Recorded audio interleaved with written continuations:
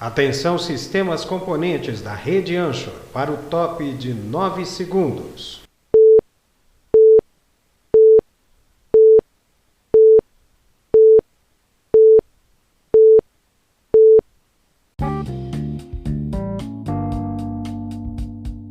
Se você nunca ouviu falar sobre o Anchor, essa é a maneira mais fácil de fazer um podcast. Eu vou explicar para você. O Anchor é de graça e possui ferramentas de criação que vão permitir que você grave e edite o seu podcast direto do seu telefone ou do seu computador.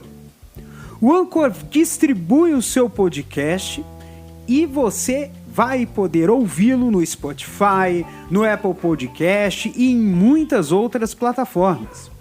Você pode inclusive ganhar um dinheiro com seu podcast. Isso não é exigido nem uma quantidade mínima de ouvintes para você começar a ganhar.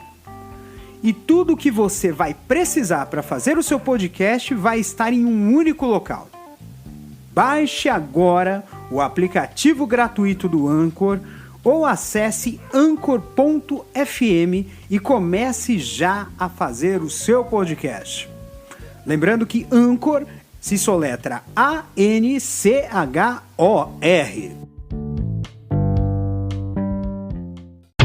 Nós somos a TVS Canal 4 São Paulo, ZYP 855, uma das 43 emissoras do Sistema Brasileiro de Televisão. Domingo, 8 de novembro de 1987. Começa agora mais um programa Castor e seus Escapes. Apresentação André Arruda.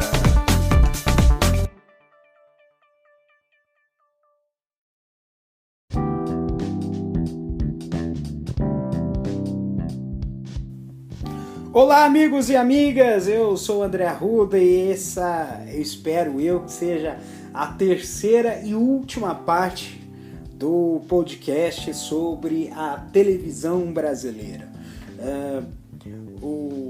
A TV brasileira completou em setembro 70 anos, né, do início oficial de suas transmissões.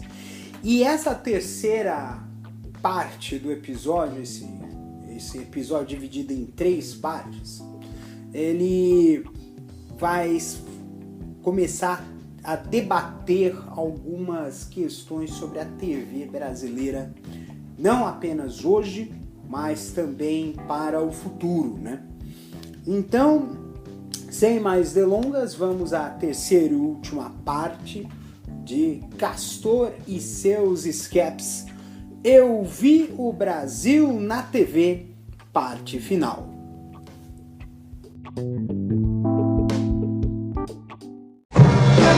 ZYE 439, Canal 4, São Paulo.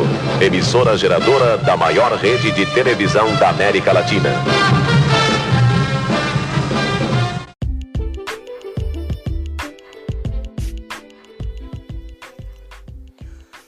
Na década de 90, também teve o crescimento da TV fechada, né? O que a gente chama de televisão por assinatura, ou como o pessoal dizia anteriormente, é o que a gente chama de TV a cabo, né? Que foi inicialmente criado nos Estados Unidos, a TV a cabo, porque eram para atingir o serviço de televisão em localidades de difícil acesso ou que não proviam de canais de TV, porque eram regiões mais remotas. E no caso do Brasil, a TV a cabo, ele começou inicialmente pelo Grupo Abril, né? Com a TVA, né? E começou a surgir canais, né? Eles importaram alguns canais, né? ESPN, CNN, são canais que eram estrangeiros, né? E depois começou-se a ter adaptações desses canais para para o público brasileiro, né? O Grupo Globo resolveu entrar também nesse mercado, né? Criou o que a Globosat, né? E foram desenvolvidos vários canais como GNT, Multishow, Sport TV, né? Que são canais fechados, né? Que faziam parte do serviço de assinatura.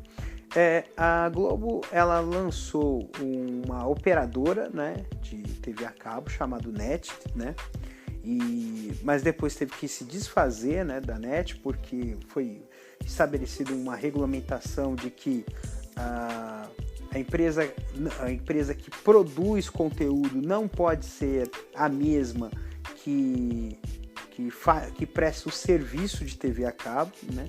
Então houve uma mudança, né, nisso. Então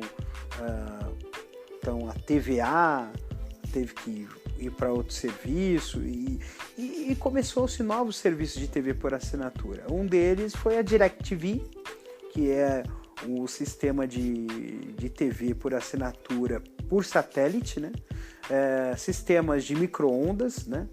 E depois houve a fusão, né? Quer dizer, depois da DirecTV veio a Sky, mas depois esses serviços se fundiram e hoje só existe a Sky para serviços. Quer dizer, a Sky foi a principal, né? Mas os serviços de TV por assinatura por satélite, né? O principal deles é a Sky, mas a Claro tem, a Vivo também tem, né?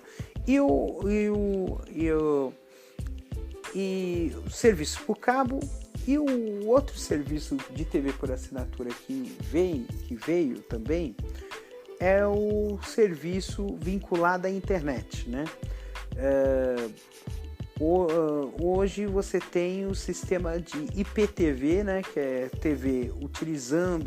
transmissão de TV utilizando a tecnologia IP. E a Vivo utiliza isso, né, para, por exemplo, transmissões de TV em 4K, porque precisa ter uma largura de banda de transmissão muito alta para poder fazer essa transmissão, porque é altíssima resolução. Então ele utiliza o sinal de 4K usando a fibra óptica, né? Então o mercado de TV fechado, ele apresentou um auge muito grande na década de 2000, né? Cresceu bastante na década de 2000, isso aproveitando a pujança econômica, né, que o Brasil vivia, e hoje está em uma pequena decadência, tá? Está decaindo a quantidade de assinantes de TV fechada, até porque hoje você tem uma concorrência grande de sistemas de streaming de mídia, né? Então a Netflix, a Amazon Prime, né, são exemplos de serviços que estão concorrendo com a TV. E recentemente tem um novo capítulo nessa história. Houve uma decisão de que as operadoras de telefonia e os canais de telefonia, que serviços de streaming não obedecem à mesma regra das operadoras de TV fechada, o que vai abrir um precedente de que emissoras ou provedores de internet passem a oferecer transmissões ao vivo de canais de TV pela internet. E isso já está virando a tendência, inclusive foi lançado recentemente na propaganda da Rede Globo, que o serviço de streaming da Globo, o Globoplay, agora vai oferecer também a possibilidade de você fazer assinatura com a possibilidade de assistir, de incluir transmissões ao vivo dos canais fechados da Globosat. Então isso vai é uma tendência para o futuro, até mesmo porque o futuro está aí, né? Não deixou de ser as transmissões deixaram de ser por um único local, por um único meio, então a coisa vai ser multimeio, não vai ter mais esse negócio de televisão ou porque agora qualquer tela pode ser uma tela em que a pessoa possa se tornar um espectador, uma tela de celular pode se transformar em tela de televisão. Então essa vai ser uma tendência para o futuro.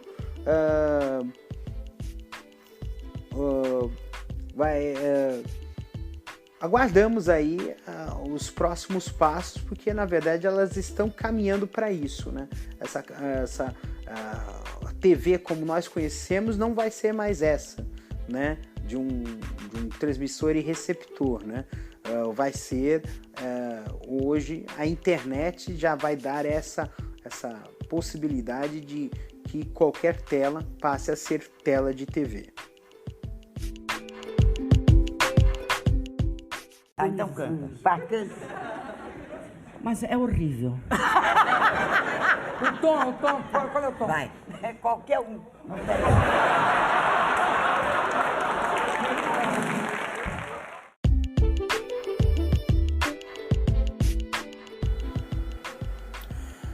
A música. Como a música sofreu influência? Desde o início da televisão brasileira, a música sempre teve uma participação forte, né, na TV do Brasil, né? Atrações musicais eram frequentes até porque no início da TV, né, as atrações eram oriundas do rádio, né? Então haviam até mesmo na inauguração da TV teve uma atração musical. A primeira pessoa a cantar foi o padre, né? Que fez a missa. Era um padre cantor, né? Que abençoou a emissora e fez a primeira atração musical. E a música era ao vivo, não tinha esse negócio de conteúdo gravado, né? Então a música foi muito presente, né, dentro da TV do Brasil, e a década de 60 fez com que a TV ganhasse muito cartaz para a música, né? Primeiro com os festivais de música da TV Record, né? Bastante populares, né? E que chamavam multidões, tinha torcida. Teve um episódio inclusive icônico, né, de que um artista, né, que foi muito vaiado ao apresentar a sua música, se irritou, quebrou a guitarra e quebrou o violão e jogou para a plateia, né? Então são exemplos icônicos, né? E também dentro da TV, né, você tinha a Jovem Guarda, né? Teve muito crescimento, né? Com os shows, né? Com programas, né? De Jovem Guarda, né? E que tinha o Roberto Carlos, o Tremendão, Erasmo Carlos, né, Jerry Adriane, Vanderlei e outros, né. A década de 70 também teve alguns festivais, né, só que dessa vez veiculados na Globo. Era o Festival Internacional da Canção, né, que eram no Canecão, e eram festivais que tinham uma grande quantidade de público, né,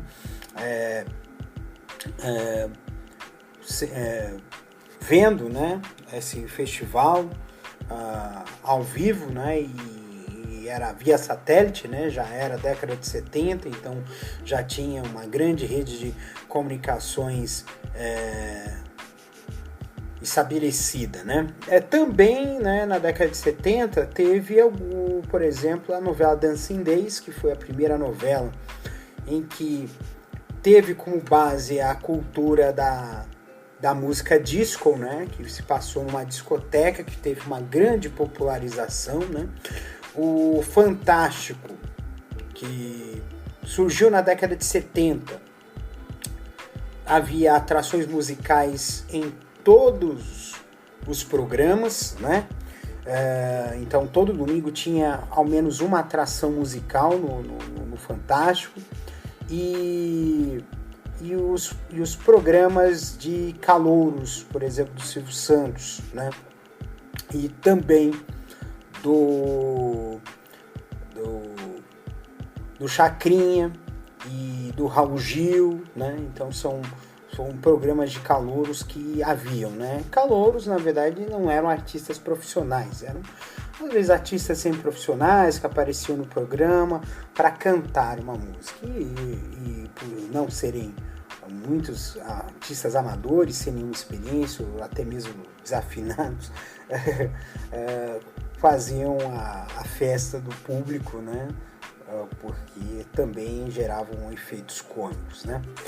Uma música que inspirou isso, né? É a música Tô Doidão, do Reginaldo Rossi, né? Essa música, ele fala de um homem icônico, de um personagem icônico, né? Que cantou no Chacrinha, só que cantou de uma outra forma totalmente diferente. A década de 80, com os programas de auditório, né, teve também muitas atrações, né, musicais, né? Os programas de auditório sempre foram programas que sempre foram o cartaz, né, da música, né? Mas também outros programas musicais ocorreram, né? O Festival Abertura, o programa Ensaio na Rádio Televisão Cultura, né? Um programa bastante tradicional que até hoje existe, né?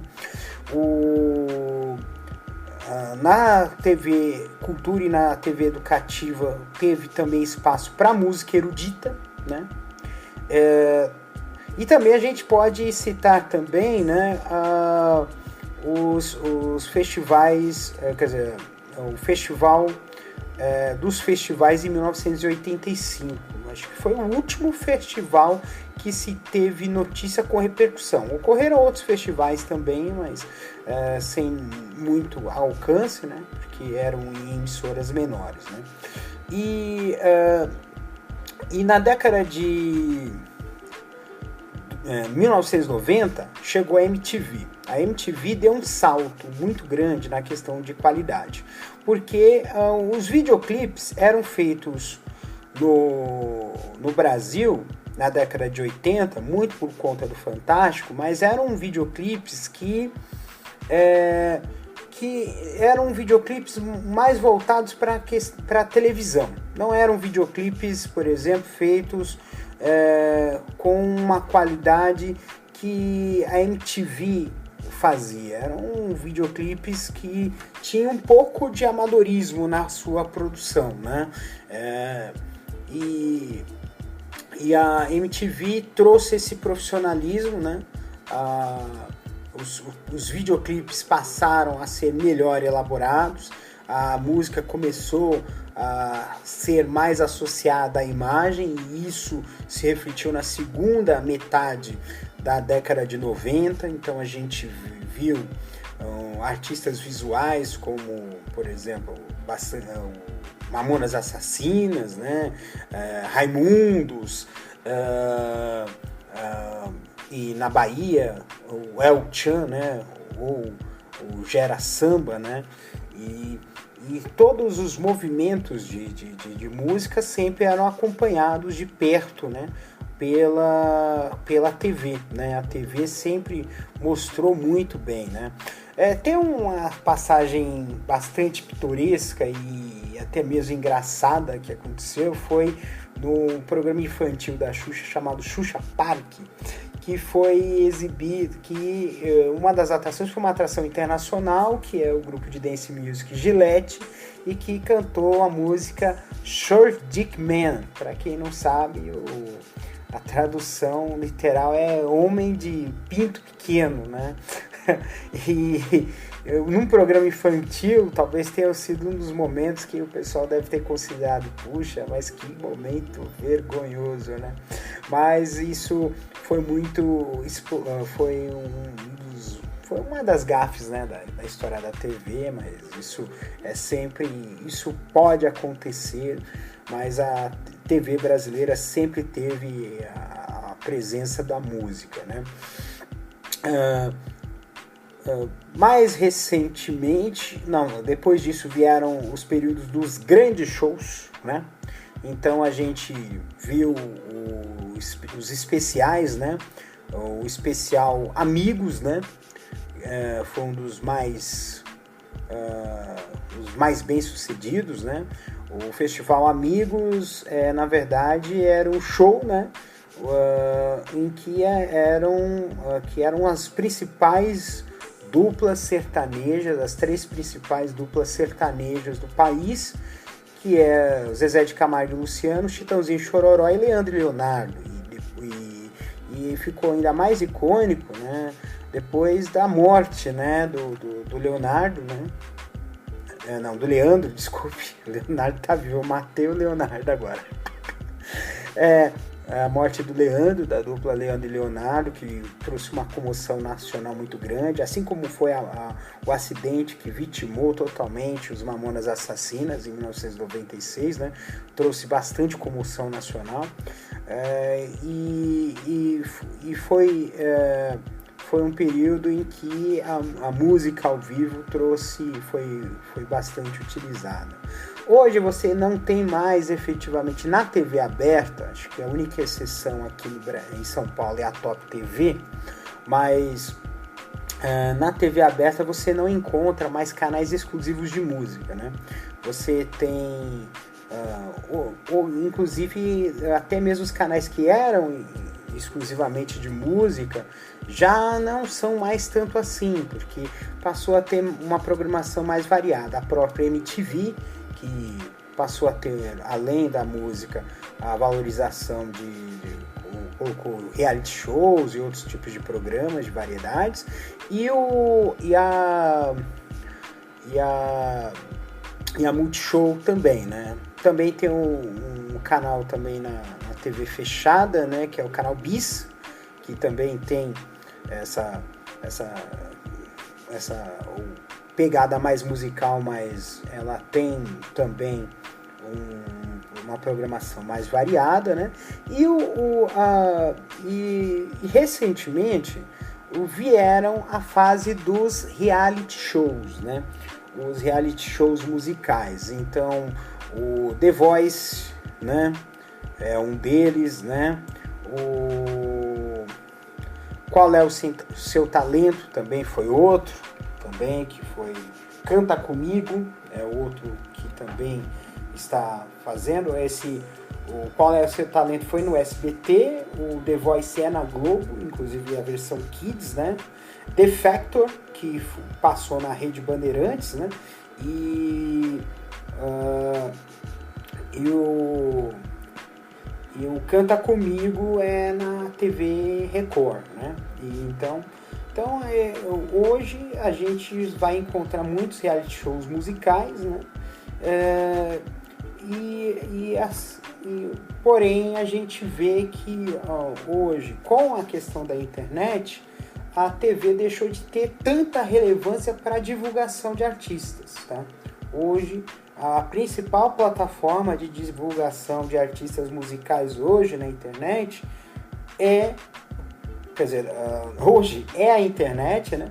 Tanto que nesse período de pandemia houve uma grande quantidade de lives de artistas, né? Fazendo com que as apresentações visuais deixassem de ser vinculadas, presas à TV e passassem a ser também ser mais livres usando a internet. É uma tendência para o futuro? Talvez seja, né? Questão de canais musicais, ou artistas que divulgam os seus trabalhos musicais usando a internet, mais do que a TV, vai ser um grande impulso. E até mesmo um movimento dentro da internet que representa isso é a mudança do YouTube, né? O YouTube ele se lançou também como uma plataforma de músicas, né? Então, da mesma forma que o Spotify e o Deezer, né? Então essas plataformas musicais, o YouTube, ele vai tá passando a ser efetivamente a plataforma de lançamento dos artistas musicais hoje e no futuro também. Então é isso sobre a música na TV, a TV na música e estamos conversados sobre a música na televisão. Brasil!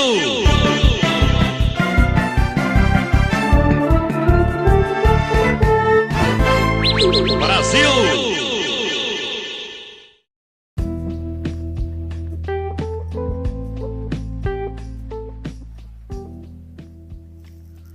O grito de gol visto na tela. O esporte sempre foi um evento que atraiu multidões. Eu fiz uma pesquisa e quase a grande maioria dos eventos mais assistidos da história da televisão foram eventos esportivos. Exceção a eventos jornalísticos de altíssima comoção, como o ataque das Torres Gêmeas, ou o funeral da Princesa Diana, ou o funeral do Michael Jackson, ou a posse do Barack Obama. Mas o esporte sempre atraiu multidões e sempre atraiu multidões para a tela da televisão. Antes, essa função era ocupada pelo rádio, mas hoje a TV se tornou o principal meio, né, de transmissão, né,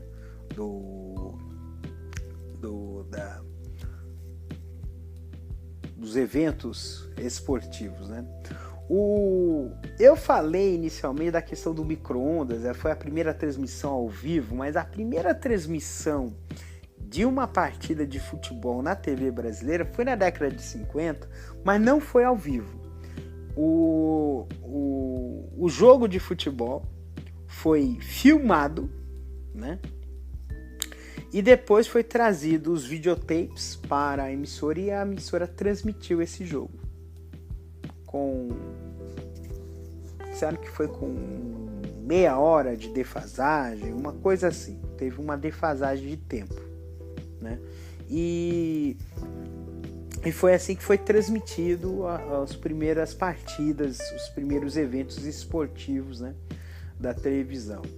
A primeira Copa do Mundo que foi transmitida ao vivo foi a Copa de 1970. Isso porque no ano anterior, em 1969, foram instalados os primeiros pontos de captação de imagem de satélite, né, no Brasil, né, que propiciou, que possibilitou a transmissão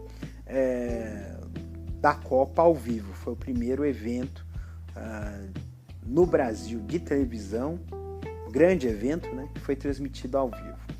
E a Copa do Mundo sempre fez o seguinte, né, sempre foi o ano da Copa do Mundo, sempre foi um ano que teve muito a venda de televisão, né? Então para você ver a importância, né, desses eventos. O evento mais assistido da história, quer dizer, o evento que teve maior audiência da história da televisão mundial, foi os Jogos Olímpicos de Londres, empatado com os Jogos Olímpicos de Rio 2016, né? Então foram os dois eventos, atraiu cerca de 3 bilhões e 600 milhões de pessoas assistiram a esses eventos, né? Então é um público muito grande, né? É quase a metade da população mundial, né? Quase a metade da população mundial assistiu aos Jogos Olímpicos na televisão, ao vivo, né? E no Brasil, né? O esporte sempre teve bastante destaque, né? A gente lembra do que passava e eram coisas do mais pequeno até o maior, né? Por exemplo, na Rede Record tinha de manhã um torneio de futebol amador que chamava-se Desafio ao Galo, transmitindo na televisão. Na década de 70 teve eventos além do futebol que também foram transmitidos. Na década de 80 houve uma maior variação de transmissões esportivas por causa da Rede Bandeirantes, né? O Luciano do Vale, ele, além de apresentador, né, de locutor esportivo, ele resolveu empreender dentro da Bandeirantes uma transmissão de mais esportes, e tinha de tudo, né? Tinha corrida, jogo de vôlei, jogo de basquete, jogo até de sinuca, né? Teve de disputa. E talvez o jogo mais emblemático da história do vôlei brasileiro foi transmitido pela TV, com a transmissão do Luciano do Vale, que foi foi a partida de vôlei com o maior público da história, que foi mais de 130 mil pessoas no Maracanã para assistir a partida de Brasil e União Soviética. E foi transmitido na TV. Foi uma sacada de mestre, né? E que popularizou muito o vôlei no Brasil. Hoje o vôlei é uma potência, com medalhas de ouro no feminino e masculino, vencedor de mundiais, de Grand Prix, por conta dessa popularização que o vôlei recebeu nos anos 80, né? E os Jogos Olímpicos também passaram a ter bastante destaque, né? A cobertura dos Jogos Olímpicos, né? 84, 88, né? 1992, eu acredito que foi uma Olimpíada marcante, não apenas por causa do ouro no vôlei, mas foi uma Olimpíada que ganhou bastante repercussão.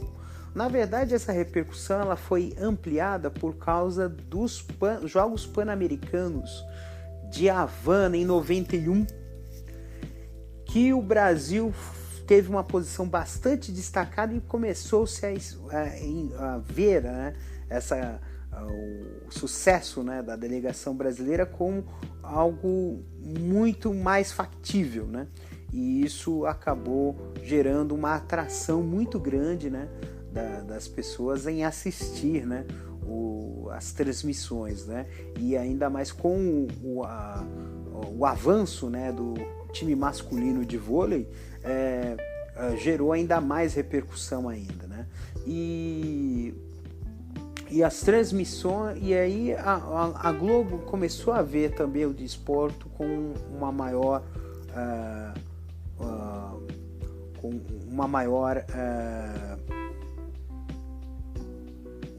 maior atenção, né? Veja que durante o verão a Band fazia um projeto que misturava a parte de esportes com a parte de artística, né? Que era o projeto Verão Vivo. E nesse projeto houve uma grande quantidade de transmissões esportivas, de esportes de verão, né? Vôlei de praia também, né? Dentro desse meio. A Globo resolveu fazer o Verão Espetacular e também aos domingos sempre transmitia, tinha alguma transmissão ao vivo no seu programa matinal de esportes, uma revista matinal de esportes chamada Esporte Espetacular, que começou nos anos 70, parou, voltou na década de 90 e até hoje nós temos esse programa, né?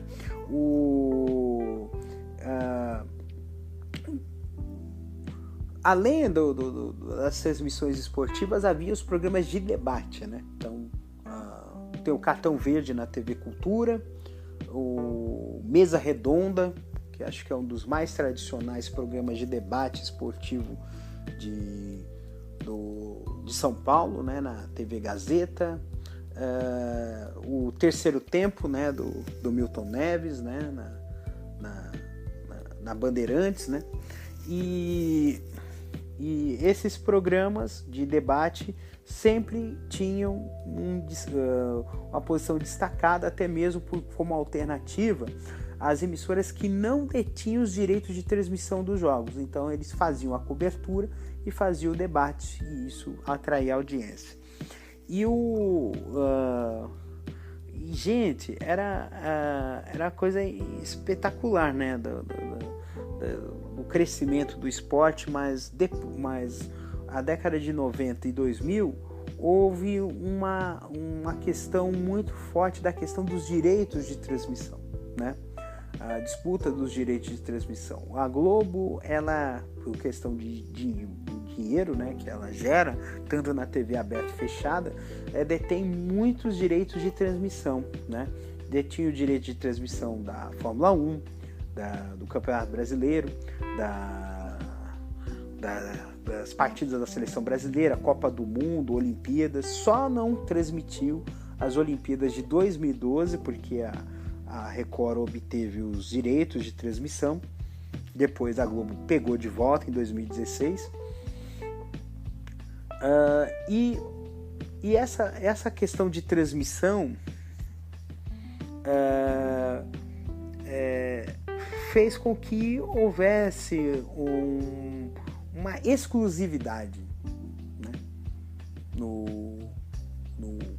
Nas transmissões esportivas, né?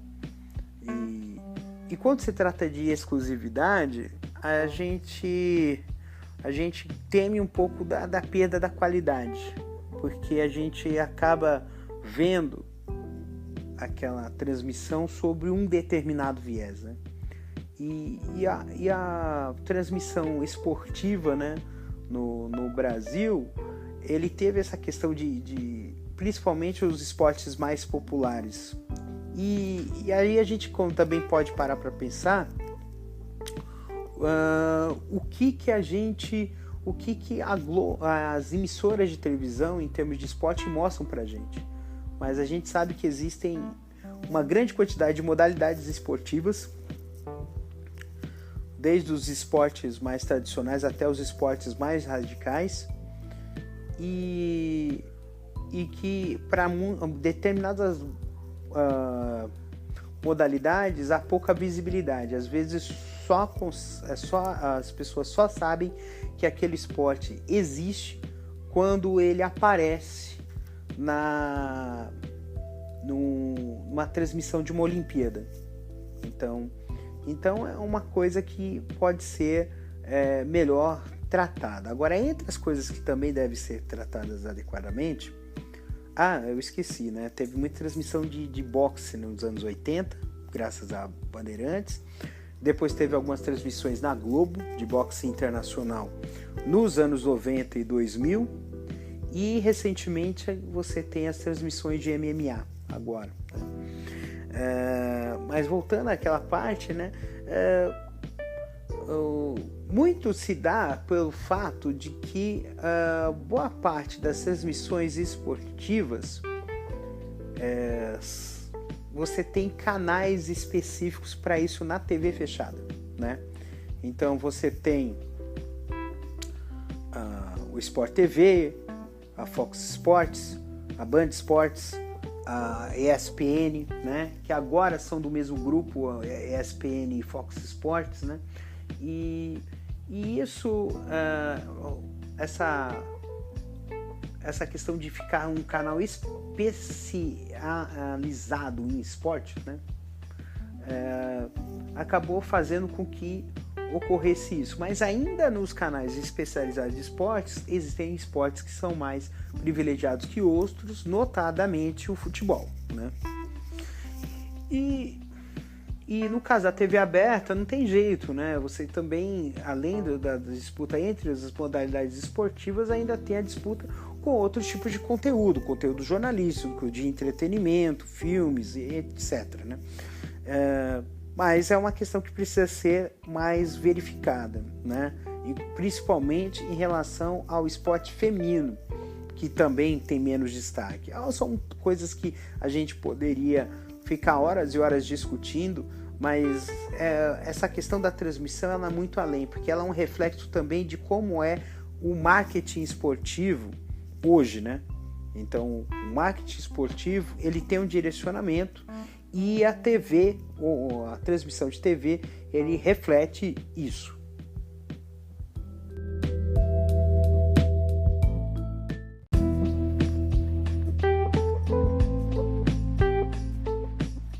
Eu esqueci de falar um adendo sobre a parte do esporte, né? Que é a questão de grupos que entraram, né? O esporte interativo é um ponto à parte nessa história, né? Porque o esporte interativo ele iniciou como um canal de internet, aí foi comprada e turbinada pelo grupo Turner, passou a ser canal, teve a opção de se transformar num canal aberto e depois o grupo Turner resolveu mudar tudo e resolveu fazer com que os canais que são já da Turner, como o TNT e o Space, passassem a transmitir somente as partidas importantes usando a equipe do esporte interativo e o esporte interativo ser todo pela internet, né? Boa parte do conteúdo ser nas mídias sociais, internet e YouTube, né? Então há uma tendência em que o esporte também, assim como eu falei da questão da TV fechada, ir para a internet como meio de transmissão, passar a ser assim também. Já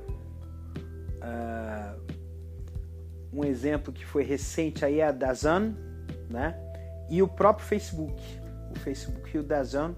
O DAZN é um serviço de streaming de esportes, né?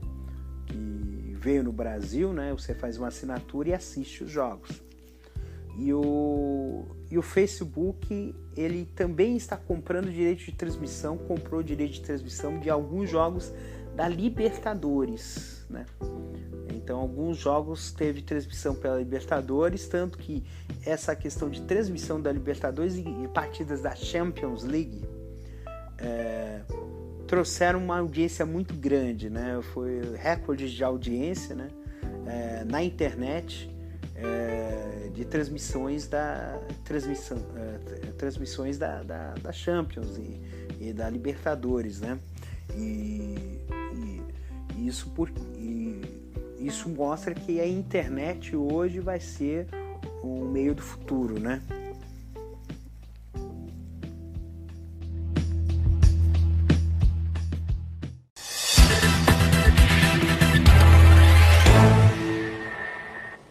Seis e ônibus, ou melhor, 6h11.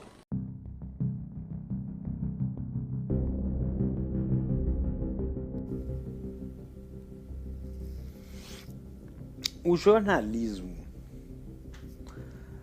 Você sabia que a Globo ela ganhou espaço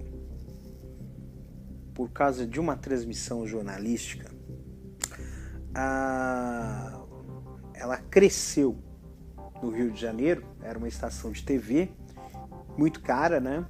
Foi construída por meio de um acordo com o grupo Time Life, só que o acordo foi considerado ilegal e a Globo não tinha nada a ver com isso, ficou com toda a aparelhagem.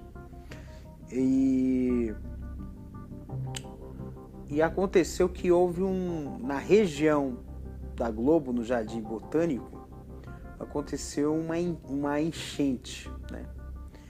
E a equipe da Globo, lá nos vídeos da década de 60, né? A TV Globo do Rio foi lançada em 1965, cobriu, né, essa enchente e começou a tomar muito sucesso e começou a crescer e se tornou essa emissora grande que é hoje, né? O jornalismo é um dos pontos muito importantes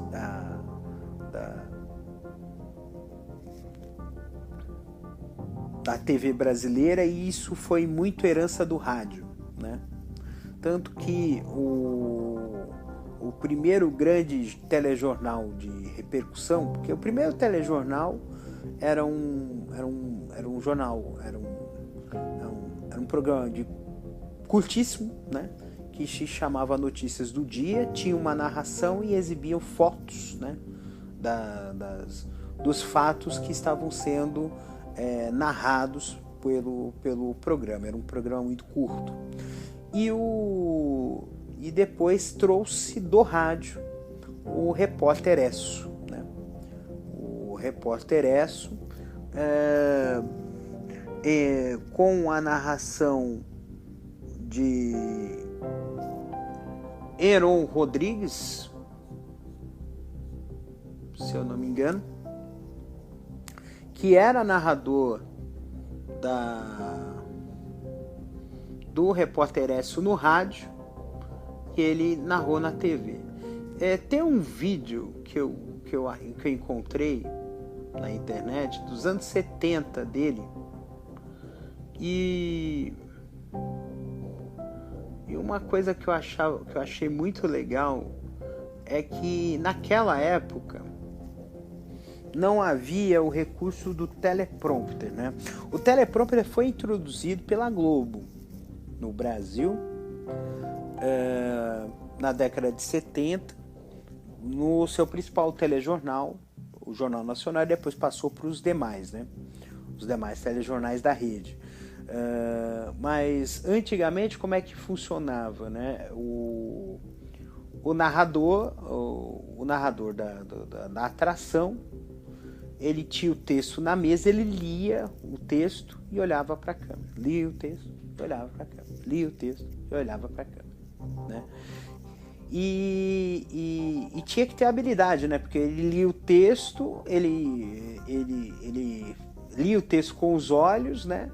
E olhava para a câmera falando uma parte do texto que ele leu, né? Então ele tinha essa questão, né? E não tinha lá e não era fácil fazer nesse sentido uma transmissão de um telejornal nesses moldes, né? E a Globo foi a primeira emissora a transmitir um telejornal em caráter nacional, que foi o Jornal Nacional, e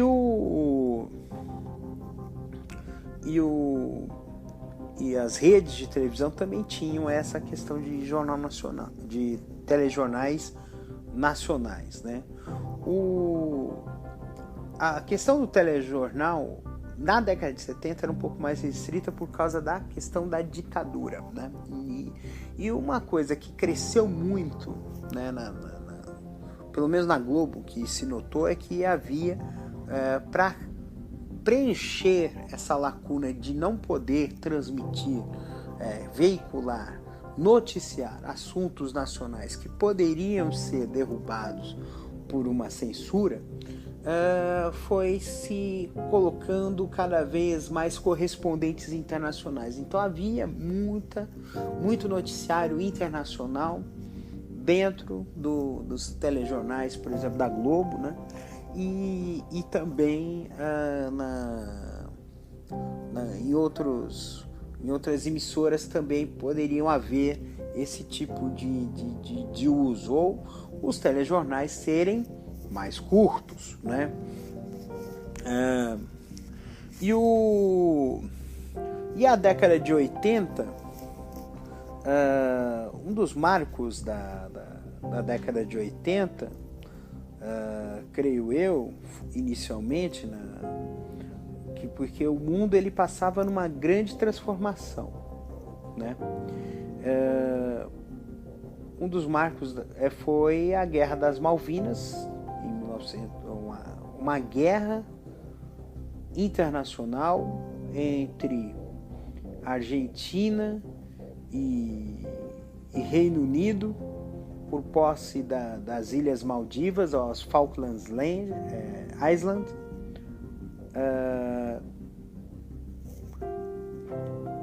E essa guerra ela teve informações em tempo real. As transformações do Brasil também foram objeto de jornalismo, né? Foi o início da abertura, né, política no final da década de 70, o movimento das diretas, que há algumas controvérsias, sobretudo por parte da Globo, né, na cobertura das diretas, que só depois de um tempo que aderiu, porque realmente viu que era um movimento forte que não poderia ficar, não veicular devidamente, né? A abertura política, o colégio eleitoral, a eleição do Tancredo Neves no colégio eleitoral, a morte dele, a posse do Sarney e todo esse trâmite de uma imprensa que passou a ter mais liberdade. E acrescenta-se a isso as transformações no mundo, né? A transformação o fim da Guerra Fria, a desagregação da União Soviética, o acidente de Chernobyl, né? Culminando com o final com o início da década de 90, com a reunificação das Alemanhas, né? A queda do Muro de Berlim, né? Que foi algo muito simbólico, né? A década de 90, no jornalismo, você tem os fatos ocorridos, né? Essa questão do interesse do público e o sensacionalismo. Na verdade, o sensacionalismo e o jornalismo policialesco, eles já existiam em menor escala desde a década de 70, 80, com, por exemplo, o programa do Alborguete, Afanásio Jazade, que era do rádio. Então, esse tipo de programa ele veio para a TV e começou a dar muito destaque. Hoje, o programa policialesco é um programa de alta audiência e que tem um papel muito grande na questão da violência urbana no Brasil. Sim, porque porque ele divulga, ele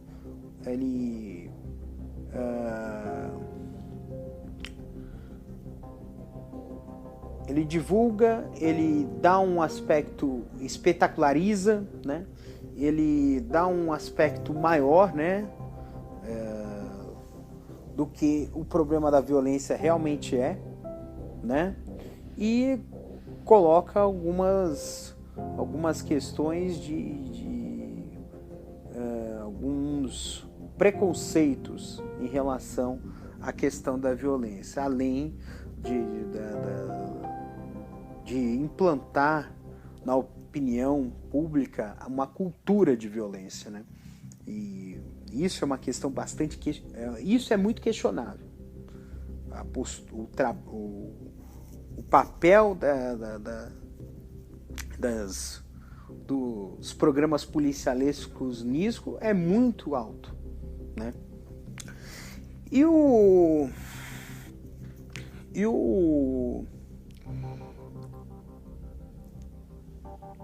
E na década de 90 começou também a questão dos eventos ao vivo, as coisas... 1991 foi a Guerra do Golfo. Foi a primeira vez que teve um ataque de guerra transmitido ao vivo pela televisão. E a gente pensa que a coisa mais espetacular que aconteceu foi em 1969. A coisa mais espetacular que aconteceu na televisão foi em 1969, quando foi transmitido ao vivo a chegada do homem à Lua. E não posso dizer que a questão espacial também teve essa corrida espacial, né, entre Estados Unidos e Rússia, também não teve cenas ao vivo que impactaram. Talvez as coisas mais impactantes foram os acidentes, né, dos ônibus espaciais Challenger em 1986 e Columbia. Eu não sei se é na década de... Se eu não me engano, é na década de 2000. Então, o jornalismo começou a ter esse tempo, né?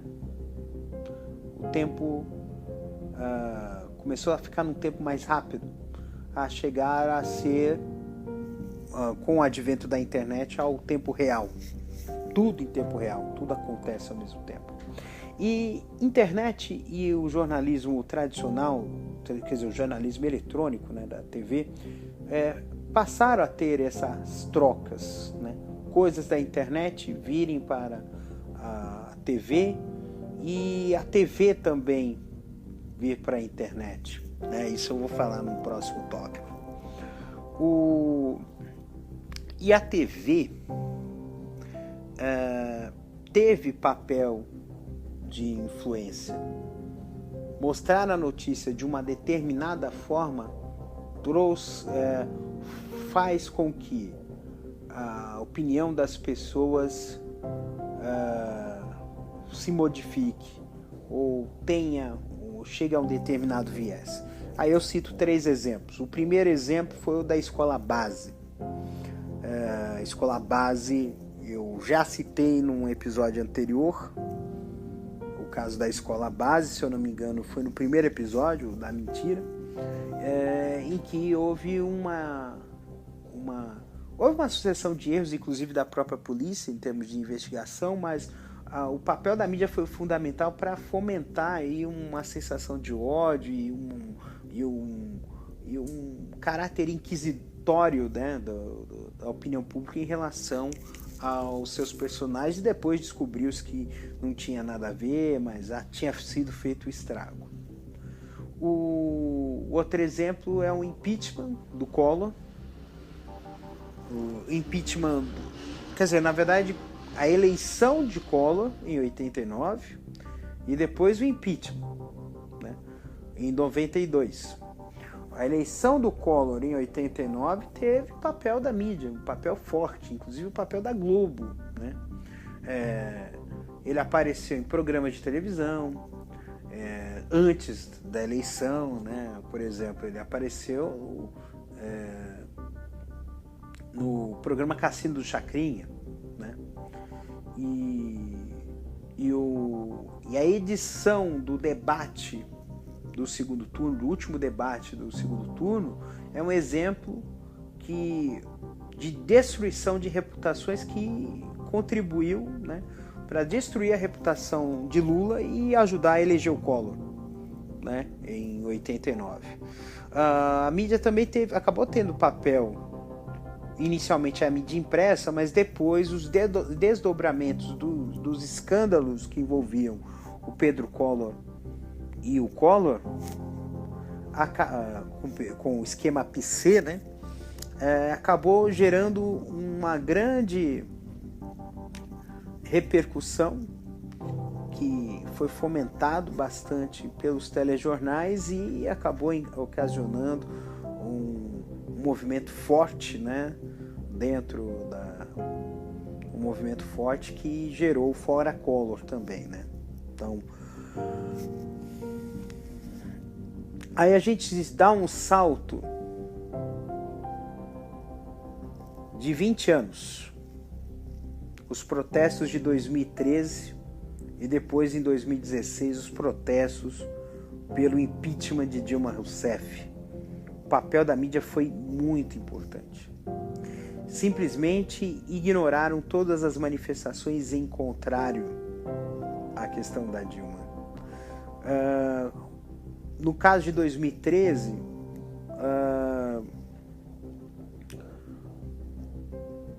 tentou-se criar uma narrativa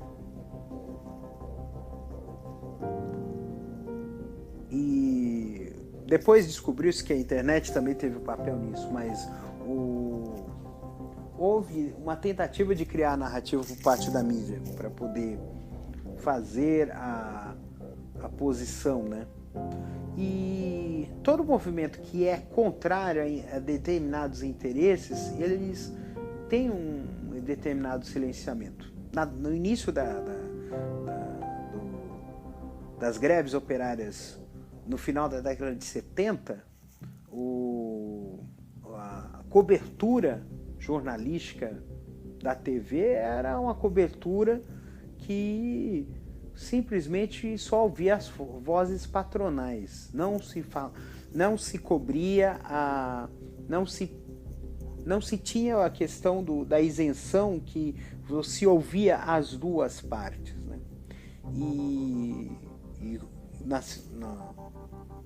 No impeachment de Dilma foi a mesma coisa, né?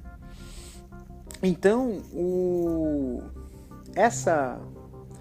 esse papel determinante da mídia em escolher heróis e mocinhos também é determinante para o movimento atual. O movimento hoje de pós-verdade, de fake news que nós vivemos hoje, muito se deve a esse papel que a mídia tradicional tinha, porque isso gera, quando se revela esses fatos depois, uma quebra de credibilidade. A mídia, ela começou a perder credibilidade, e isso se reflete nessa questão da fake news.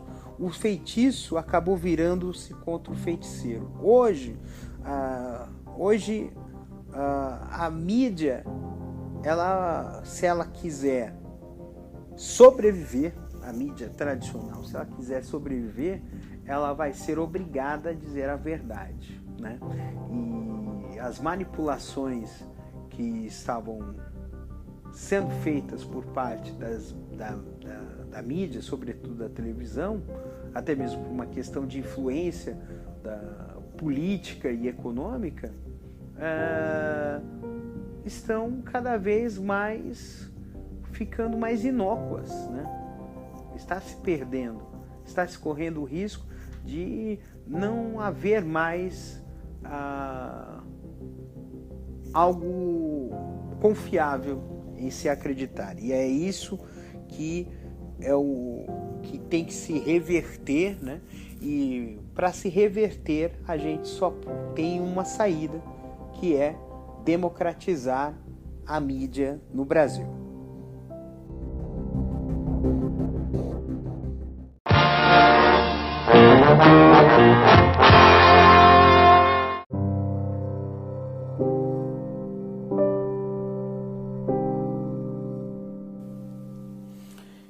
Este momento do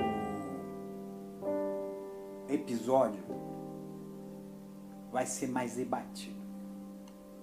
Isso porque eu vou chegar num ponto em que eu vou falar sobre um tema que é um pouco poroso, até mesmo porque se veicula muito visões estereotipadas e preconceituosas sobre o que eu vou falar agora.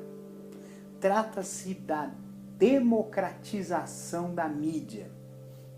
Sobretudo, mas nesse caso a gente vai falar sobre a democratização da mídia em relação à televisão. Você já deve ter parado para pensar o seguinte: você sabe que emissoras de televisão, elas são uma rede, são redes de televisão, e essas redes de televisão, elas têm as suas afiliadas, que são as suas emissoras locais. Essas emissoras locais, elas têm uma certa autonomia para transmitir conteúdo local. Mas geralmente essas filiadas, elas transmitem conteúdo que refere-se a um conteúdo, por exemplo, jornalístico referente à capital ou à cidade polo, onde essa emissora está instalada. E cidades vizinhas tem-se alguma novidade somente quando é algo muito crítico. Vamos colocar essa questão em miúdos. Eu moro em Diadema, na Grande São Paulo. A cidade de Diadema, ela faz parte de uma conurbação urbana, que é a Grande São Paulo. E todas as emissoras na Grande São Paulo são baseadas em São Paulo, na cidade de São Paulo. E quase todo noticiário local, eles têm como referência a cidade de São Paulo.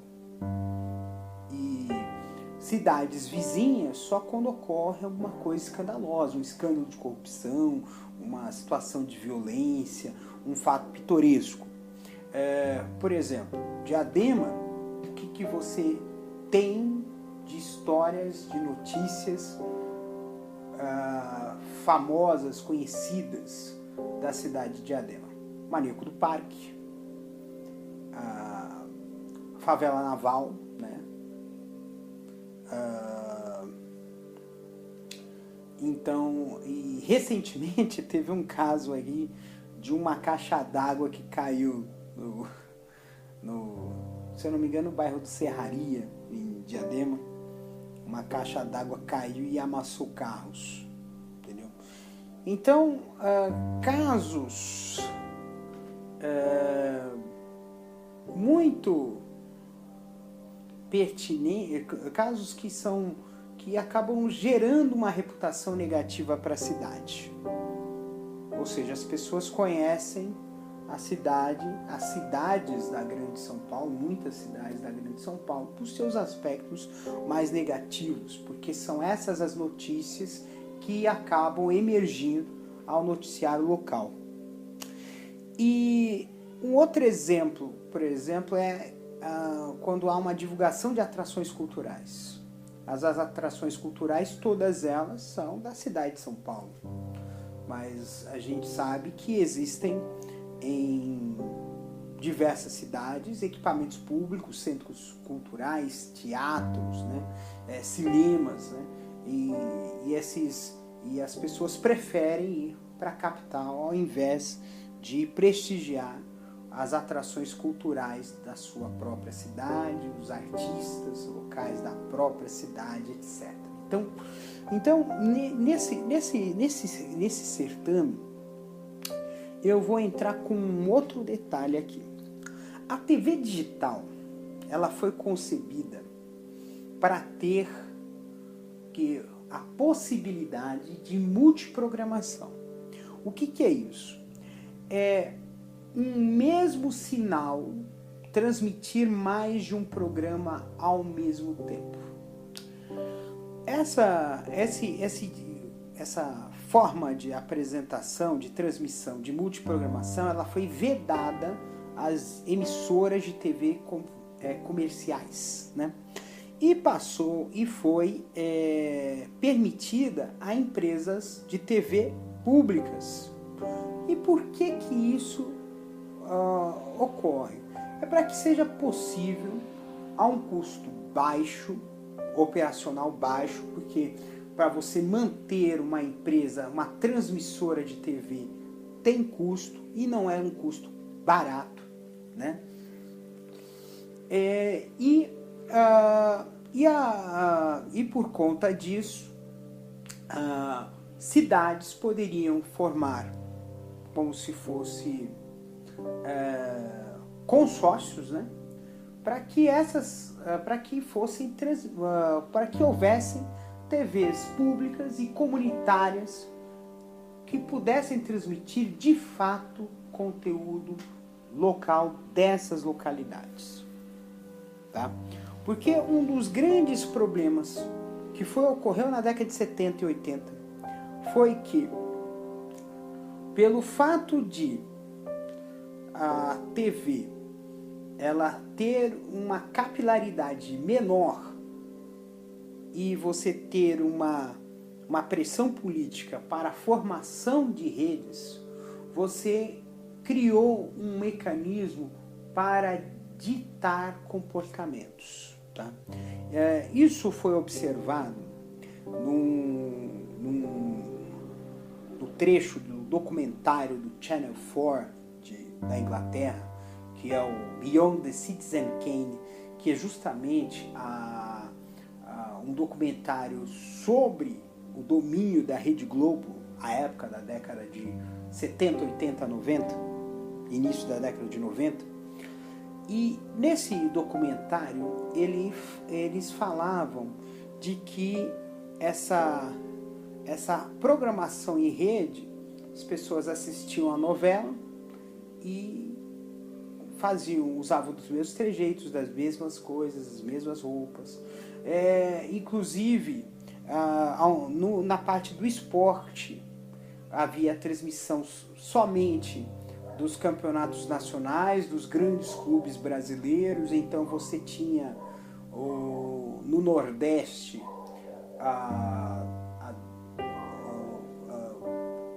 um movimento de dupla torcida, né, de segunda torcida, né, de que muitas pessoas do Nordeste, da região Norte, em vez de torcer para os seus times locais, eles torciam para os seus times nacionais. Então há muitos torcedores do Vasco, do Botafogo, do Flamengo, do Corinthians, do Palmeiras, do São Paulo, do Grêmio, do Internacional, do Cruzeiro, em outros estados brasileiros, né? Do Norte, do Nordeste, do Centro-Oeste, né?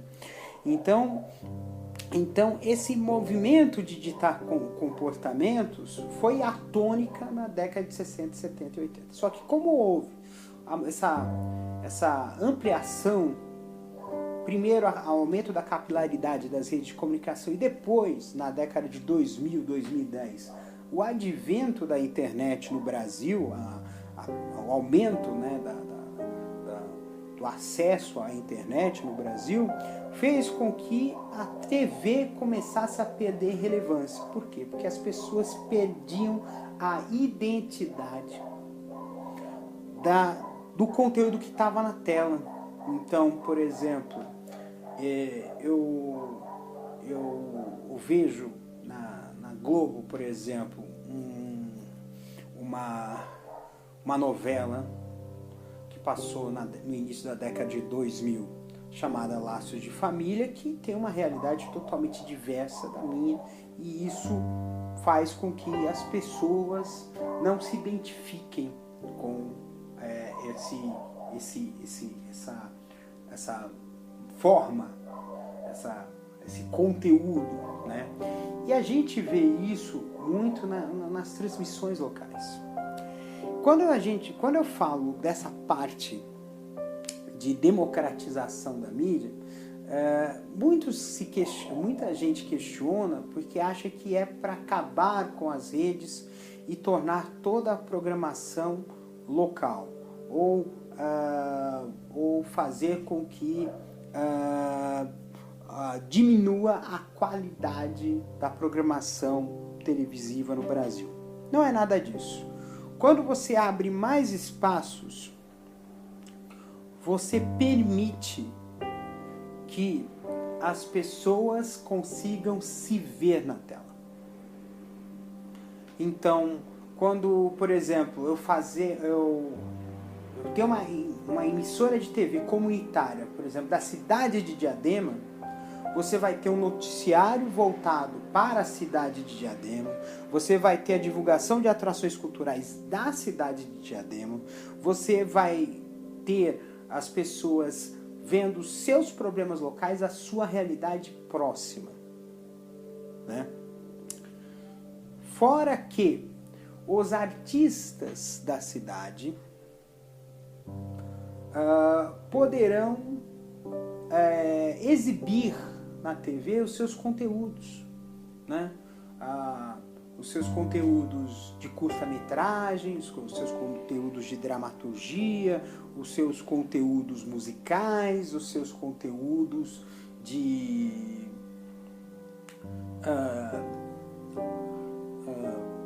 arte em geral. E isso faz com que aumente a demanda por conteúdo, e com esse aumento de demanda por conteúdo, aumente e fomente a indústria do audiovisual no Brasil. Aí você fala assim, mas tem a internet. Sim, tem a internet.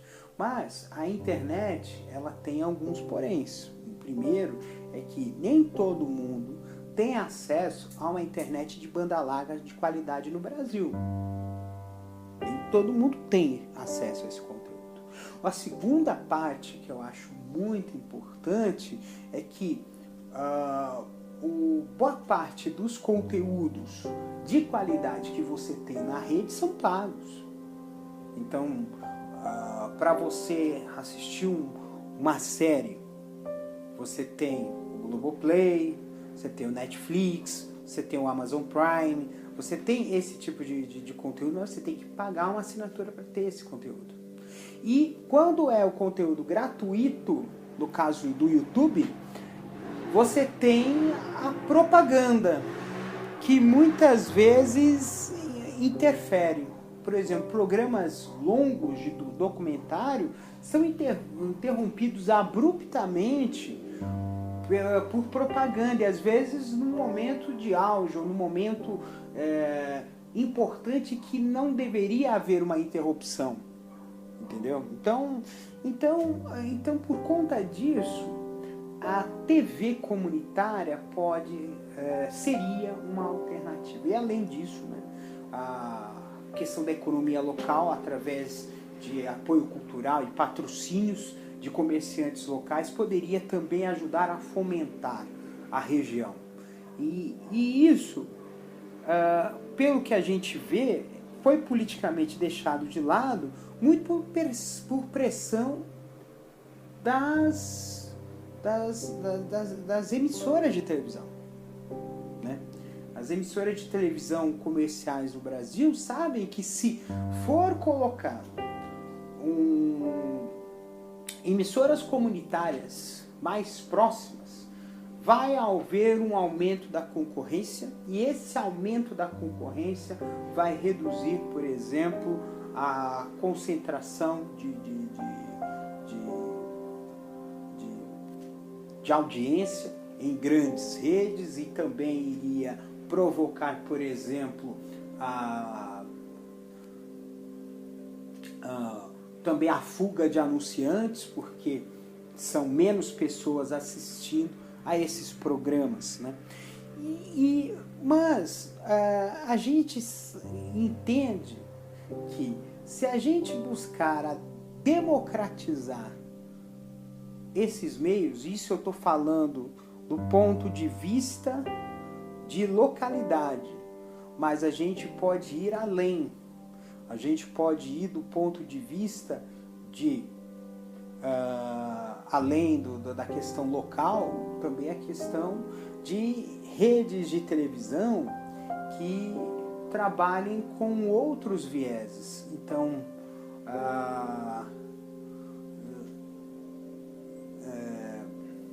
mídias, emissoras de televisão, como por exemplo a TVT, que ela tem uma ligação com sindicatos, uma ligação sindical. Você ter uma rede de televisão, uma emissora de televisão que seja ligado a entidades da sociedade civil, né? Emissoras de televisão ligadas a movimentos sociais. Então, isso traria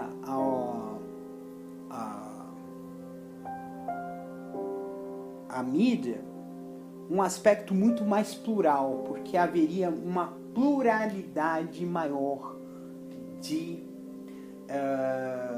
opiniões, uma pluralidade maior de pontos de vista, porque numa emissora comercial, eu vou colocar aqui um jargão para vocês, quem paga a festa escolhe a música. Então, por exemplo, numa situação de greve de bancos, por exemplo, a greve dos bancários, ela quase não aparece na mídia, né? Ela só aparece na mídia porque vai ter greve, porque vai prejudicar a população e porque os funcionários querem um aumento de salário, por exemplo. E, na verdade, a pauta de reivindicações é muito mais extensa.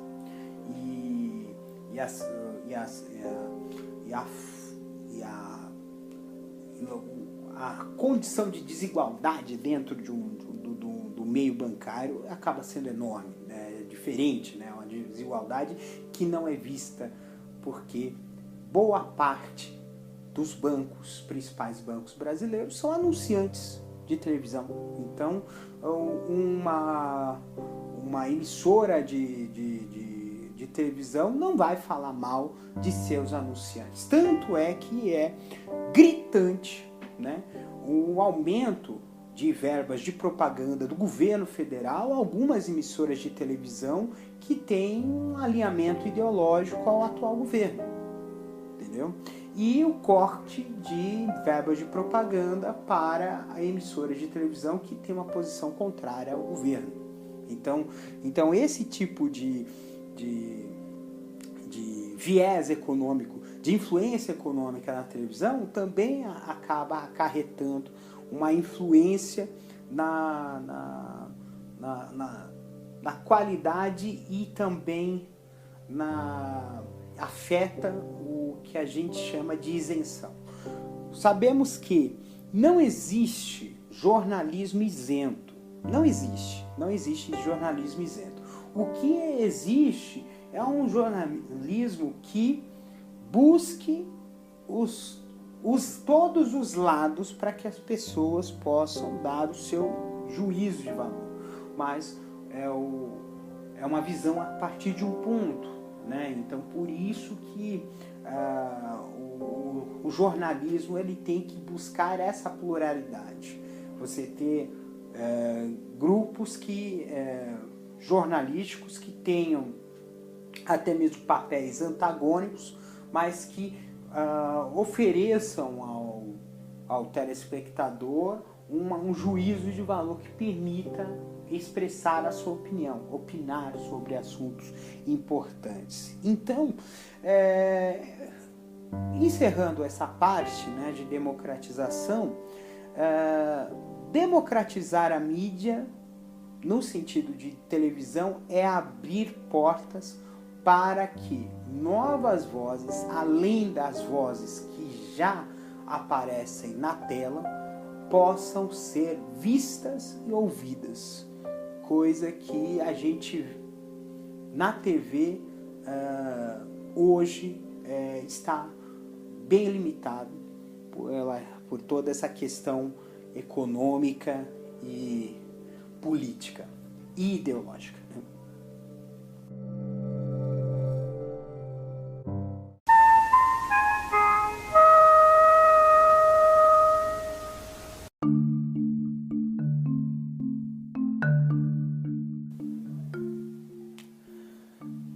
A TV sempre foi uma forma de trabalhar com a tecnologia, tá?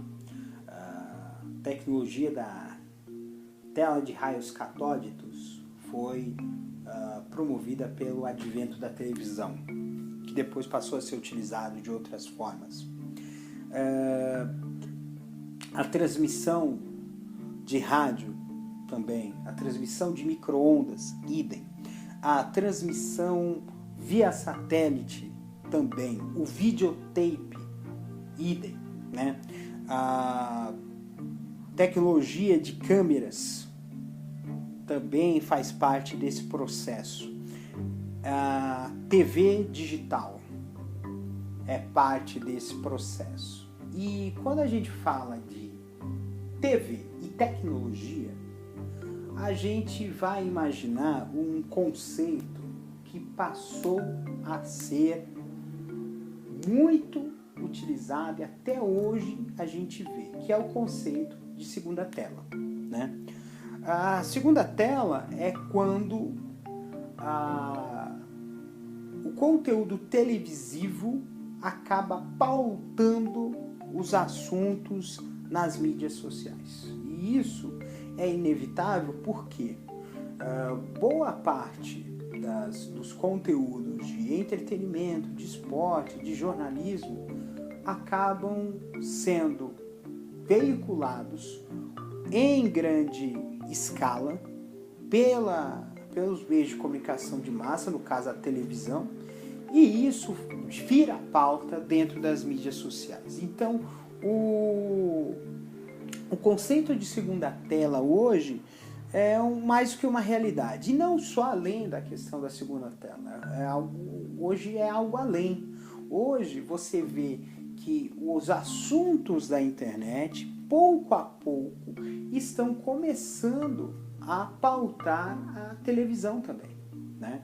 Então, no conceito de linguagem, no conceito de parte de conteúdo, né? No conceito de personalidades da internet, estão indo parar na TV. E isso faz com que, pouco a pouco, TV e internet comece a ser uma coisa só. E ainda esse movimento que está havendo de transmissões ao vivo de eventos televisivos, seja de forma aberta ao público ou por meio de uma assinatura, vão conduzir a televisão a um novo patamar. Ele vai deixar de ser segunda tela, vai ser um conceito de que a TV vai se tornar omnichannel, né?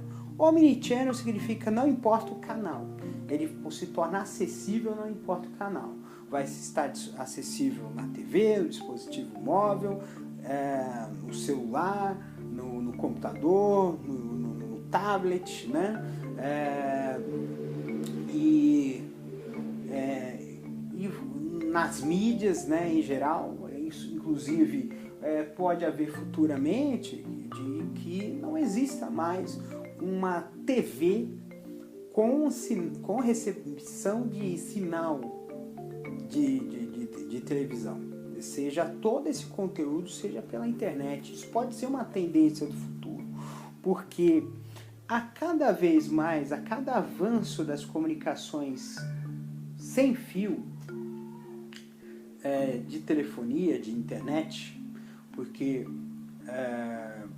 começou com telefonia celular, depois foi para 2G, 3G, 4G, e nós já vamos entrar hoje na tecnologia 5G, né, de transmissão. E isso vai permitir uma internet rápida, muito rápida, acessível, certamente bastante acessível no futuro, e que vai acabar dispensando o acesso à TV de forma convencional. E ainda digo mais, né?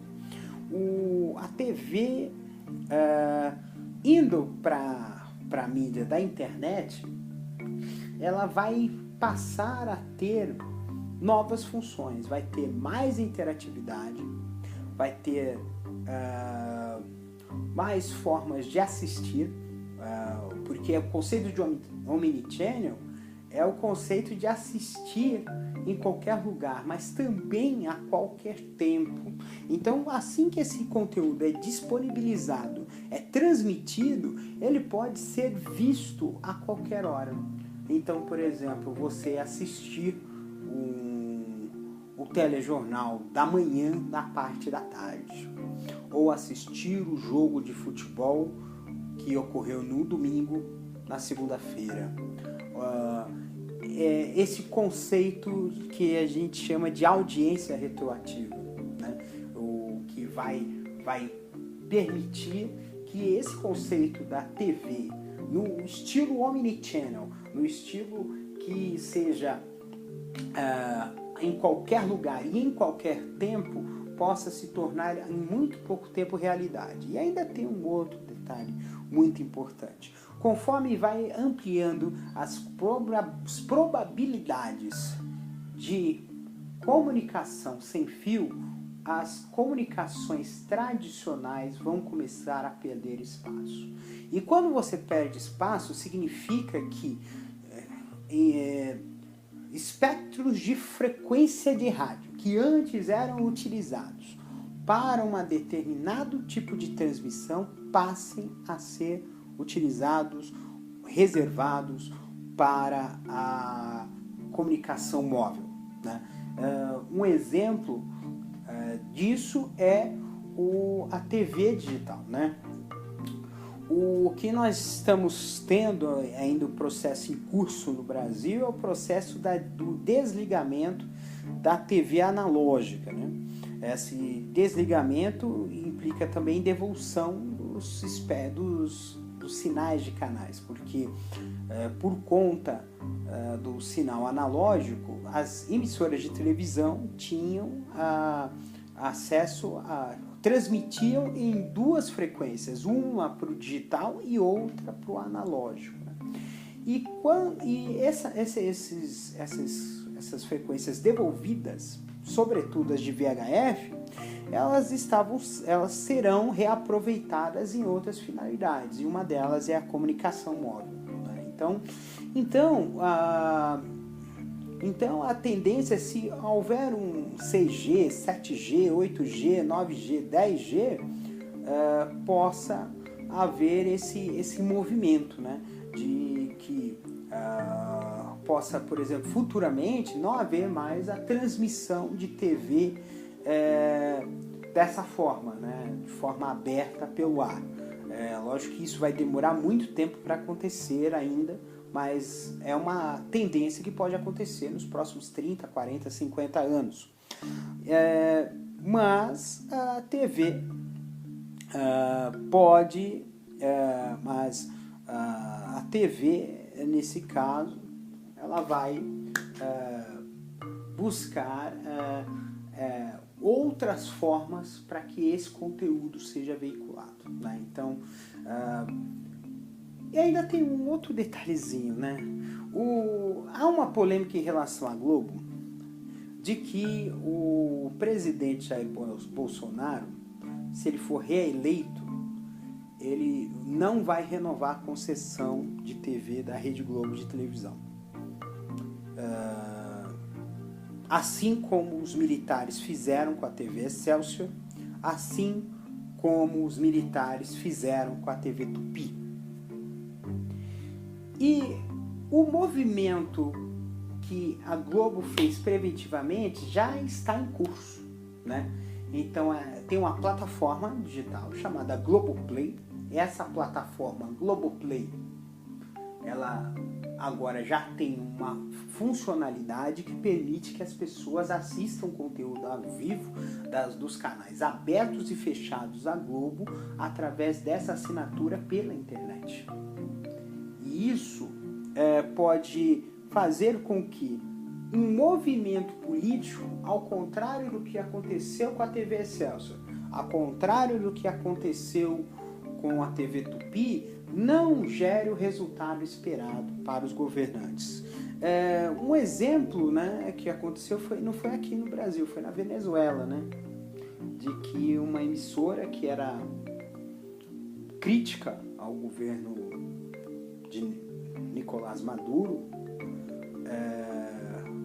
foi cassada a concessão, né, e ela passou a operar, não foi nem na época do Maduro, era na época do Hugo Chávez ainda, e ela passou a operar na TV fechada e também na internet.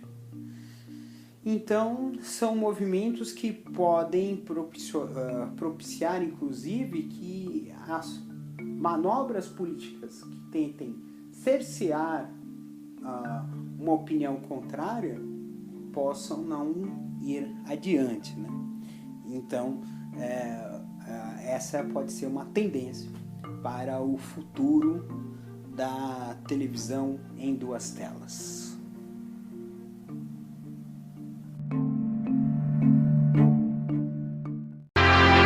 Na Rede Manchete, mais um programa de primeira classe, que fica melhor ainda num TV Mitsubishi, o único com qualidade para oferecer 30 dias de teste.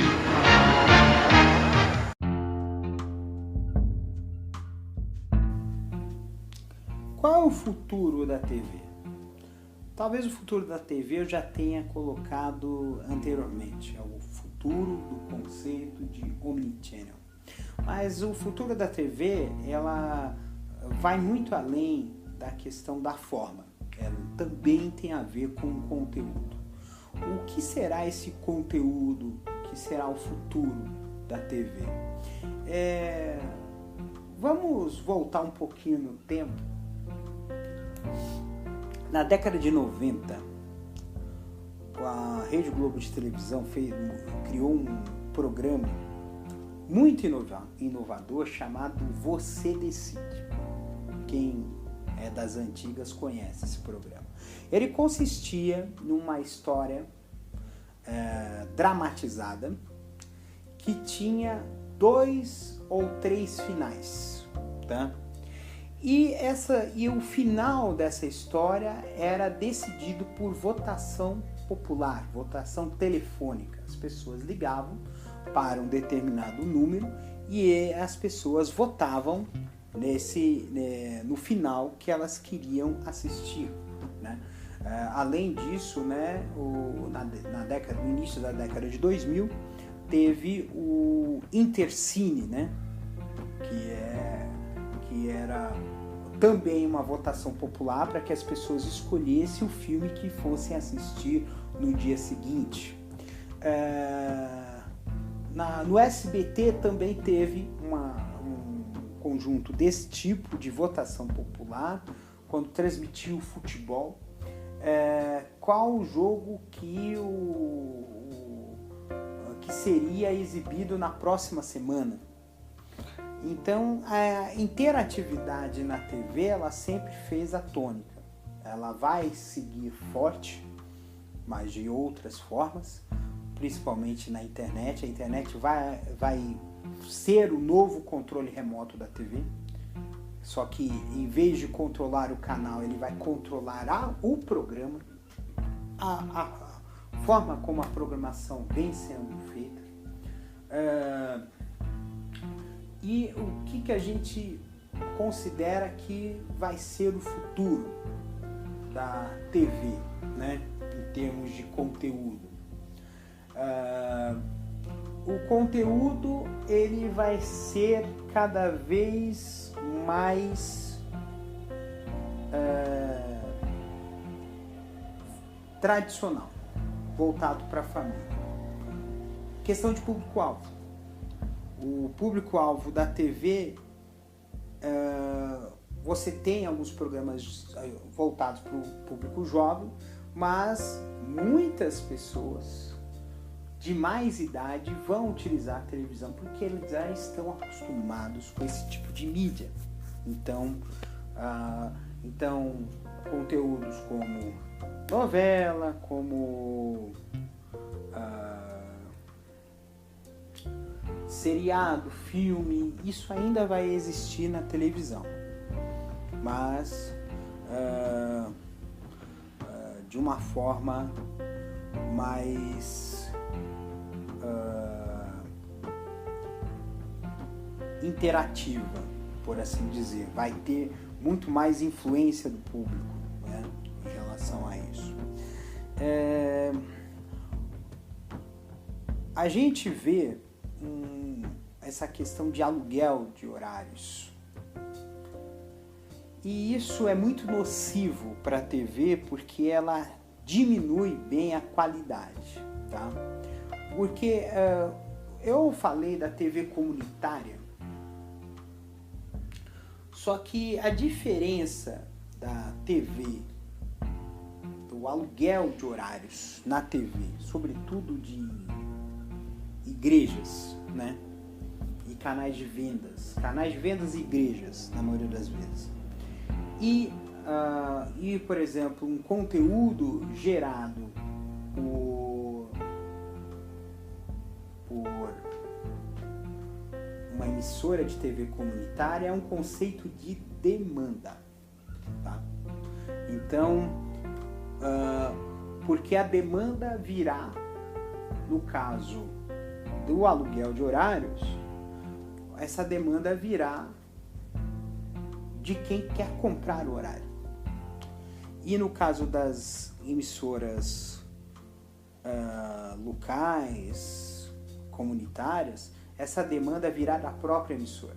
A própria emissora porque vai ter regras, né, para a TV comunitária, né, que é uma TV pública, por assim dizer, vai ter regras para que esse conteúdo seja exibido. Não vai ser, por exemplo, permitido o aluguel de horários, né?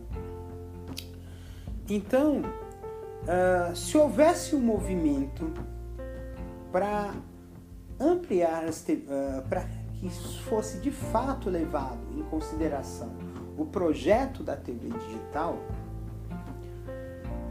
nós teríamos grande quantidade de TVs comunitárias, o que permitiria principalmente que o espaço para aluguéis de horários na TV se tornasse cada vez menos rentável. Tá? Não digo que não é rentável para as emissoras de TV, mas a penetração desse conteúdo, por exemplo, para as pessoas vai ser menor. Outra questão também são emissoras ligadas a igrejas. Esse movimento neopentecostal no Brasil é um movimento muito rico. E isso faz com que haja essa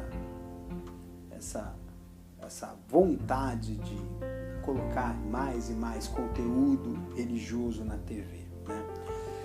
Isso lembra os anos finais da TV Manchete, em que a Igreja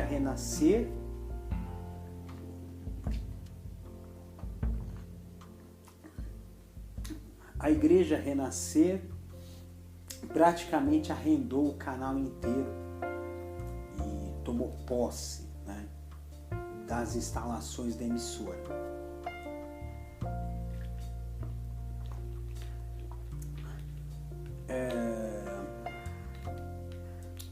Esse movimento é um movimento que deve ser tratado com preocupação, tá? Porque ele vai gerar uma situação de desequilíbrio, tanto na questão da mídia quanto na questão da sociedade.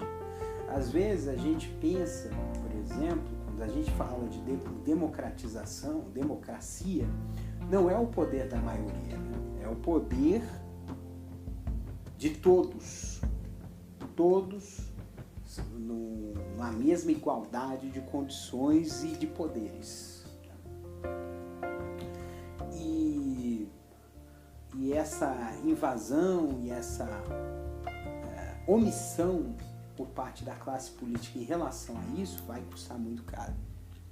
Outra questão que também será um desafio para a TV no futuro será em relação à publicidade, sobretudo a publicidade que é sensível. Publicidade infantil é uma coisa muito perigosa, tá? E é um trabalho que precisa ser feito para combater a publicidade infantil. Uma norma que deveria ser adotada pelas emissoras de televisão ser, por exemplo, na Alemanha é assim, programas infantis não têm intervalos comerciais. E a questão da propaganda na TV é uma coisa que precisa ser muito bem trabalhada para que não possa, por exemplo, provocar no público uma coação consumista, porque esse é um dos grandes problemas de uma publicidade que nós temos hoje, de uma coação consumista, né? Uma outra questão de compromisso é o compromisso com a questão da opinião.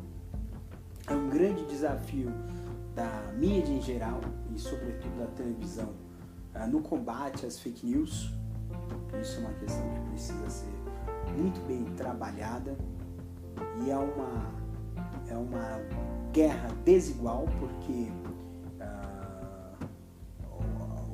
o comportamento das redes de fake news é um comportamento de guerrilha, né?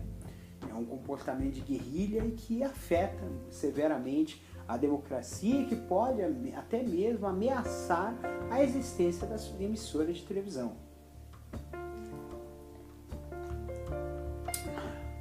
Contudo,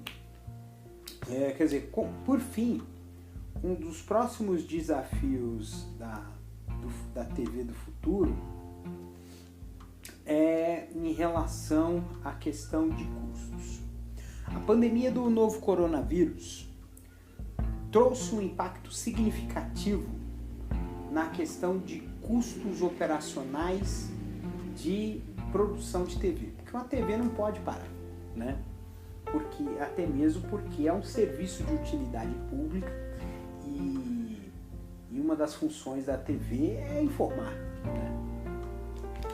Além de entreter, informar, né? E o que a gente viu, né?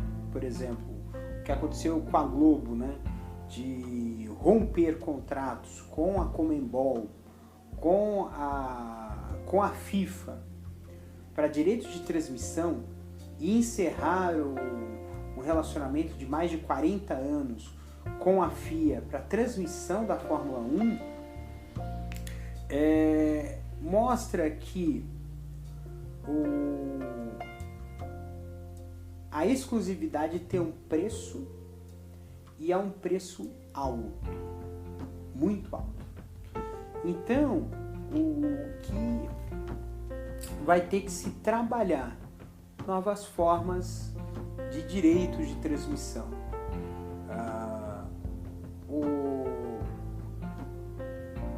Neste momento, a internet é uma mídia poderosa, mas as mídias tradicionais ainda têm um peso e uma relevância. Então, não se pode esquecer desses direitos. E também essa questão de direitos de transmissão, a exclusividade acaba sendo também nociva, né? Porque, por exemplo, a Rede Globo de televisão tem a exclusividade dos direitos de transmissão do Campeonato Brasileiro. É ela quem define os horários dos jogos, é ela quem define quais jogos serão transmitidos na televisão e quais não serão, entendeu? Então, isso também pode provocar dentro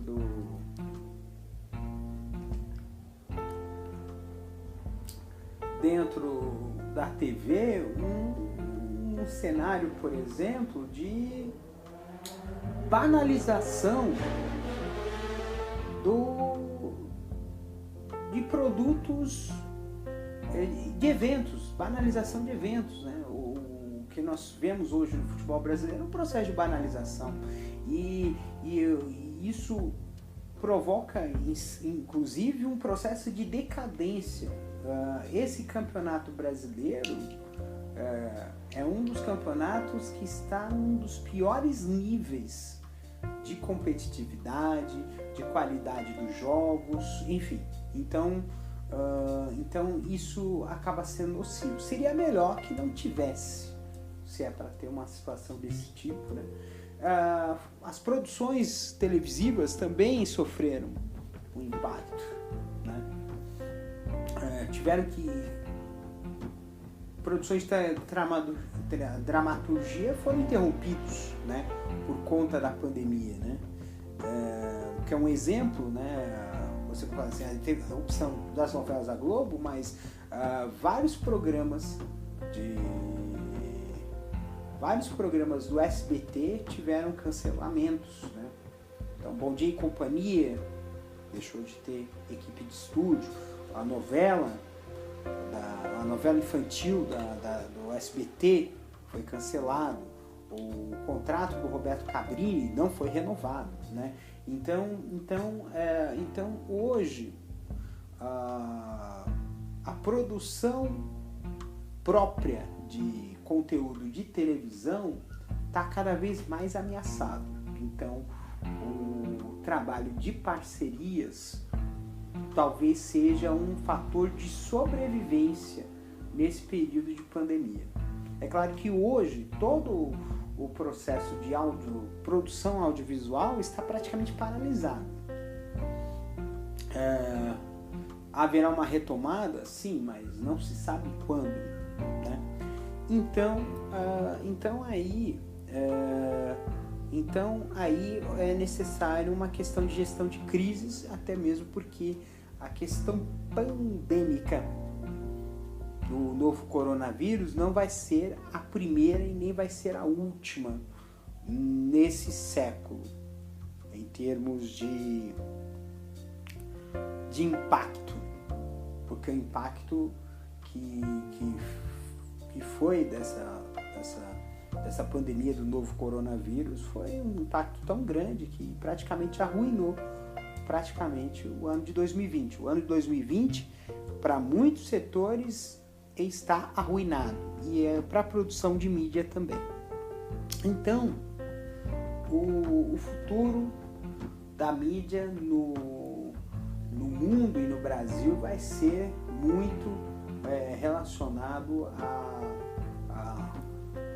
como produzir conteúdos, como definir parcerias, como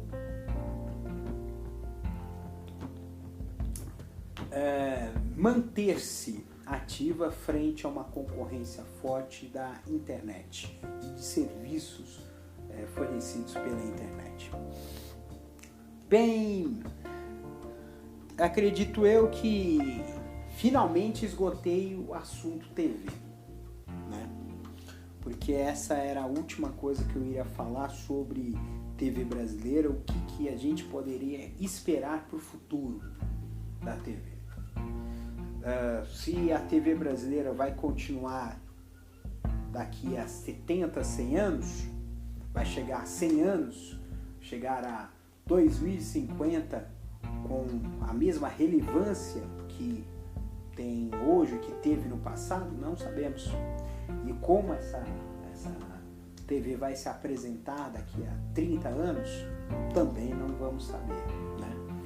Mas o que encaminha-se é justamente isso, é a questão de conteúdo, e que seja até mesmo mais diversificado, porque a concorrência deveria e deverá aumentar dentro e fora dos espectros de frequência das antenas de TV. E antes de encerrar efetivamente,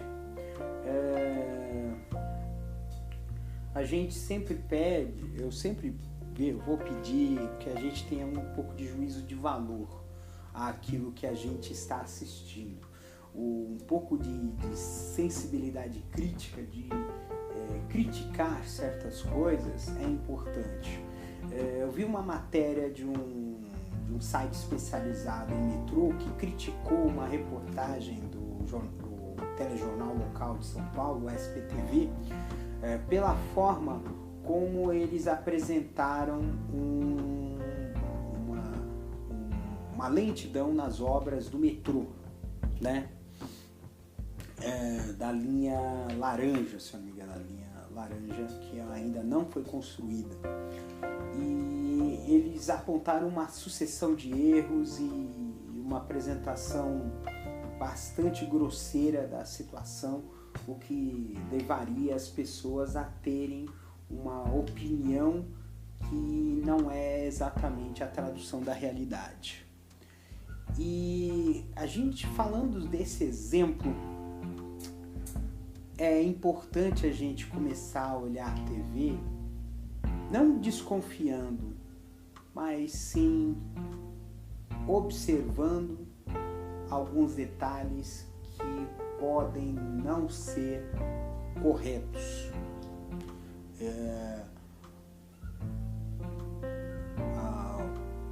O excesso de nudez, a exploração sexual da mulher, até mesmo da adolescente, a violência, a espetacularização da violência, né? São temas que a gente tem que começar a conversar com os nossos amigos, com os nossos parentes, com as pessoas que estão próximas da gente, né?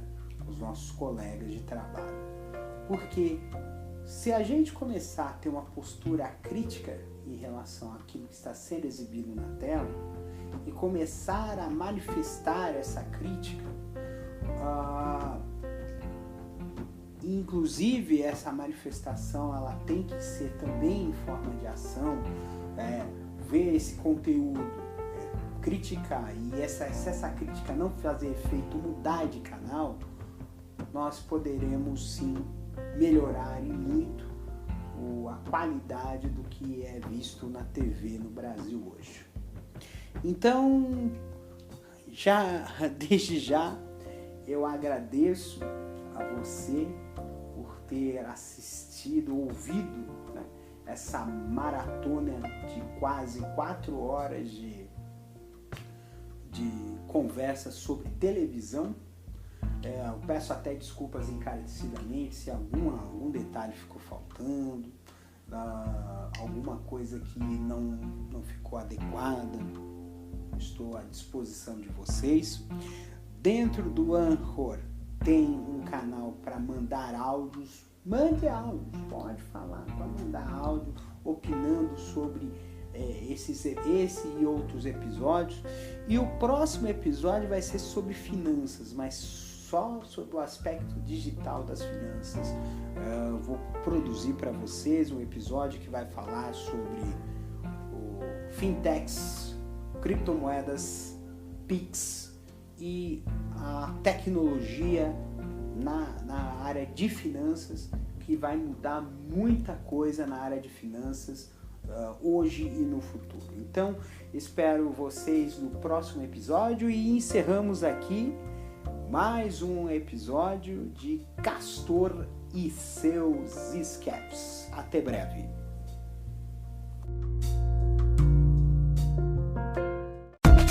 Você acabou de ouvir Castor e seus escapes, mais uma produção da Castor AMT, www.castor.com.br.